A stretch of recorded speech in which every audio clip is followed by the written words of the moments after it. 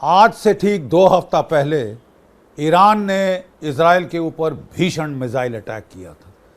ये ईरान का दूसरा मिसाइल अटैक था इजराइल के ऊपर, और अप्रैल में तो उसने कोई 320 ड्रोन, क्रूज मिसाइल और मिसाइल से अटैक किया था। ये जो लेटेस्ट हमला था अक्टूबर 1 का, इसमें तो ईरान ने 180 से 200 बैलिस्टिक मिसाइल दाग दिए थे इजराइल के ऊपर। ज़्यादातर इनमें से Shahab 3 medium range ballistic missiles थे, लेकिन इनमें कई सारे जो थे वो फतेह 2 हाइपरसोनिक मिसाइल्स थे, जिनको कोई दुनिया का air defence system, anti ballistic missile system रोक नहीं सकता। और वो दे गॉट थ्रू। वो उन्होंने हिट किया तल अवीव के अंदर, मोसाद के हेडक्वार्टर से 100 मीटर और 600 मीटर दूर। उन्होंने 2 एयर बेसिस को हिट किया, और कई अंदाज हैं कि बहुत नुकसान हुआ। इजराइल कह रहा है कि नहीं साहब, 0 नुकसान हुआ, लेकिन the truth is somewhere in between. दुनिया का अंदेशा था, दुनिया को उम्मीद थी कि अब तो ये दूसरा हमला इजराइल के ऊपर हुआ है। ईरान ने दूसरी बार हिमाकत करी है इजराइल के ऊपर भारी हमला करके, और ईरान के ऊपर अब भीषण पलटवार होगा। इजराइल जो है वो छोड़ेगा नहीं ईरान को, बहुत ज़बरदस्त बदला लेगा वो इस हमले का, और जो है देखने लायक होगा इजराइल का रिस्पांस। लेकिन साहब अभी तक कुछ नहीं हुआ है, 2 हफ्ते हो गए हैं, अभी तक ज़िल्च 0। क्यों? इजराइल ने के प्रधानमंत्री नेतन्याहू ने खुद कह दिया था कि ये ईरान ने बहुत भारी गलती की है, उसको इसका ज़बरदस्त खमियाजा भुगतना पड़ेगा। तो दुनिया आंखें बड़े घबरा कर देख रही है कि क्या इजराइल का पलटवार होगा और उसके जवाब में ईरान क्या करेगा। तो बहुत देर से दुनिया देख रही है कि 2 हफ्ते से कुछ नहीं हुआ। क्यों कुछ नहीं हुआ? इजराइल एक ऐसा देश नहीं है जो कि सहम जाता है। मिलिटरीली इजराइल से ज़्यादा खूंखार पलटवार करने वाला कोई दूसरा देश इस प्लेनेट अर्थ पे है नहीं। तो लेकिन इजराइल ने अभी तक कुछ किया क्यों नहीं है? इतना कहने के बाद, इतना धमकाने के बाद क्यों इजराइल ने अभी तक कुछ किया नहीं है? जवाब बड़ा सीधा है। इजराइल इस हमले को अकेला नहीं कर सकता, उसको अमेरिका के साथ मिलकर ही ये हमला करना होगा। ये कुछ टेक्निकल और दूसरे कंस्ट्रेंट्स हैं जो मैं आगे समझाऊंगा, लेकिन उनकी अमेरिका के बगैर ये नहीं कर सकता। और अमेरिका और इजराइल में 2 हफ्ते से रस्साकशी चल रही है कि क्या टारगेट्स को एंगेज करेगा, कितने जोर से करेगा, कहाँ पे करेगा, कब करेगा। इसके ऊपर रस्साकशी अमेरिका और इजराइल में चल रही है, जिसके चलते ये 2 हफ्ते का विलंब आया है। रस्साकशी क्यों चल रही है साहब? आई मीन व्हाट, क्या माजरा क्या है, मामला क्या है, इसको समझना अनिवार्य है।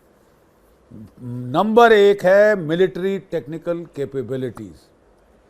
ईरान और इजराइल, इनके बीच का फासला तकरीबन 2000 किलोमीटर का बन जाता है, ठीक है। वो भी डिपेंड करता है आप कौन सा रास्ता इजराइल से ईरान जाने को लेते हैं, एंड वाइसा वर्सा। अगर इजराइल को ईरान पे पलटवार करना है अपनी एयरफोर्स से, अपनी हवाई ताकत से, तो उसके पास ये रास्ते हैं। नंबर 1 नॉर्दर्न रूट, जो कि इजराइल से सीरिया होते हुए इराक से ईरान जाता है, सबसे छोटा रास्ता। नंबर 2 जॉर्डन, इजराइल से जॉर्डन, और जॉर्डन से इराक के ऊपर होता हुआ इजराइल जाता है। नंबर 3 वो इजराइल से सऊदी अरेबिया के ऊपर होकर ईरान पे हमला करे। इन तीनों रास्तों में एक हदबंदिश है, ये तीनों 2000 किलोमीटर के ऊपर हैं, और अगर आना जाना आप लगाएं तो ये काफ़ी बड़ा रास्ता पड़ जाता है। लेकिन तीनों रास्तों के लिए जो ओवरलैंड हैं, जो ज़मीन के ऊपर हैं, आपको जो अरब देश जिनके ऊपर आपके जहाज़ जा रहे हैं उनकी परमिशन लेनी पड़ेगी।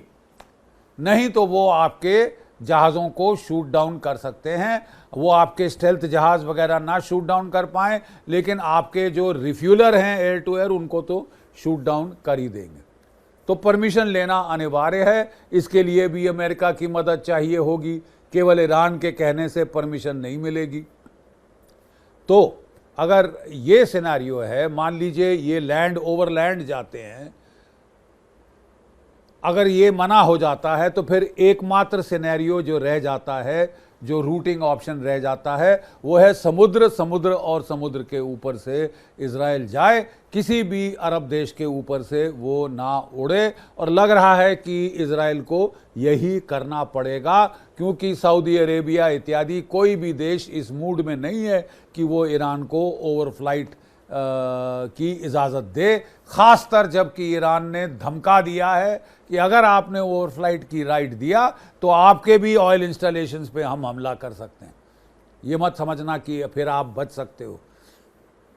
तो इसके चलते आखिरी जो रूट रह जाएगा वो है कि इजराइल से हम उड़ें, रेड सी के ऊपर जाएं, फिर सऊदी अरेबिया यमन के साथ साथ चलते हुए हम खाड़ी, ईरान की खाड़ी में आकर ईरान पे हमला करें। तो ये चारों रूटिंग के लिए एक चीज़ अनिवार्य है। क्या है साहब? वो है एयर टू एयर रिफ्यूलिंग। आपको हवा में इन जहाज़ों को उड़ते हुए रिफ्यूल करना पड़ेगा। और वो क्या कैपेसिटी है इजराइल की रिफ्यूलिंग की? बहुत कम। इजराइल के पास मात्र सात जो है वो उनके पास एयर टू एयर रिफ्यूलर है, बोइंग एयरक्राफ्ट है जो कि मॉडिफाई किए गए हैं रिफ्यूलिंग के लिए। वो डिज़ाइन नहीं है रिफ्यूलिंग के लिए, जैसे कि अमेरिका के KC-135 ऑयल टैंकर्स जो हैं वो तो डिज़ाइंड हैं एयर टू एयर रिफ्यूलिंग के लिए। ऐसे अमेरिका के पास 450 से लेके 475 एयर टू एयर रिफ्यूलर है। इजराइल के पास मात्र 7 है। हाँ, इजराइल के पास 7 जो हैं और C-130 हरकुलीज भी हैं, लेकिन वो एयर टू एयर रिफ्यूलिंग नहीं कर सकते। उसके लिए आपको ग्राउंड पे उतरना पड़ेगा। जैसे कि ईरान में जब हॉस्टेजेस रेस्क्यू करना था अमेरिका ने, तो उन्होंने फार्फ बनाया था, forward air refuelling point, Iran के अंदर ही बनाया था, एक रेगिस्तान के अंदर। उन्होंने अपने जहाज़ उतार के, हेलीकॉप्टर उतार के रिफ्यूल कराए थे और बड़ा गदर हो गया था साहब। टक्कर लग गई थी हेलीकॉप्टरों की और जहाज़ों की आपस में, बहुत फियास्को हो गया था। तो ऑप्शन इजराइल के पास अगर अकेले जाना तो सिर्फ एक है, वो है कि 6 उसके पास रिफ्यूलर है। नाउ इन 6 रिफ्यूलर से वो क्या कर सकता है? 7 refueller Boeing air to air refueller से क्या कर सकता है? मैक्सिमम साहब कोई वो 20 F-35 स्टेल्थ फाइटर्स है, उनको भेज देगा सप्रेशन ऑफ एयर डिफेंसेस के लिए, एनिमी एयर डिफेंसेस, उसके जो सैम बैटरीज को सर दबाने के लिए, और उसके जो ईरान के फाइटर्स उठते हैं उनको संभालने के लिए कोई 20 स्टेल्थ फाइटर अमेरिका के दिए हुए F-35 ईरान उड़ाएगा। उनके कवर के अंदर वो 2 स्ट्राइक पैकेजेस F-16, F-16 या F-15 जेट फाइटर्स के 8 के 2 पैकेज, हर एक जहाज़ 2 बंकर बस्टर बॉम्ब GBU-39, जिससे कि अभी हसन नसरल्ला को उन्होंने मारा है और उसके दो सक्सेसर्स को मारा है, वो इन पेनिट्रेटर बॉम्ब से मारा है। ठीक है साहब, ये जो स्ट्राइक पैकेज मैंने बताया है, 16 आपके स्ट्राइक एयरक्राफ्ट और कोई 20 एयर जो है कॉम्बैट एयर पेट्रोल वाले एयरक्राफ्ट, बचाने वाले एयरक्राफ्ट, फैसिलिटेट करने वाले एयरक्राफ्ट, तो ये स्ट्राइक पैकेज से आप चोट पहुंचा सकते हैं। ईरान की न्यूक्लियर फैसिलिटीज़ को बर्बाद करना असंभव। ऐसे कोई 10 बख्शी इंतजार कर रहा था कि ईरान पर बहुत बड़ा हमला होगा इसराइल की जानिब से, और दोस्तों फिर क्या होगा? तबाही मच जाएगी ईरान के एटमी प्लांट में, और फिर ईरान की तेल की तस्नीबात तबाह हो जाएंगी और इन्हें सुकून मिलेगा। और मुसलमान जब भी दोस्तों पिसते हैं तो इन्हें सुकून मिलता है, जनरल बख्शी जैसे लोगों को। लेकिन उल्टा हो गया, हिजबुल्लाह ने एक ड्रोन फायर किया है, ड्रोन जाता है, तबाही मचा कर आ जाता है इसराइल के अंदर। जब से दोस्तों 1.5 साल हो गए हैं गजा की लड़ाई शुरू थी, ये पहली बार है कि इसराइल का एक बहुत बड़ा नुकसान हुआ है। इसराइल के मुताबिक मुताबिक 4 लेकिन ऑफिशियल सोर्स के मुताबिक 40 बंदे इसराइल के मारे गए हैं। 90 तो वो कह रहे हैं कि शदीद जख्मी हैं जो कभी भी मर सकते हैं। उसके अलावा ये भी कहा जा रहा है कि बहुत बड़े टैंक, मिलिट्री की गाड़ियां, ये सारी की सारी दोस्तों तबाह बर्बाद हो चुकी हैं और ये सारा हुआ है सिर्फ और सिर्फ एक रात के अंदर। हिजबुल्लाह ने सूद समेत बदला वापस ले लिया है। इसराइल चकरा रहा है, रो रहा है जाकर अमेरिका के सामने। अमेरिका ने दोस्तों अब उसे दुनिया का सबसे खतरनाक एयर डिफेंस सिस्टम टाड दे दिया है। टाड वो कभी किसी को देता नहीं है, वो एक यूक्रेन को दिया था और यूक्रेन जाकर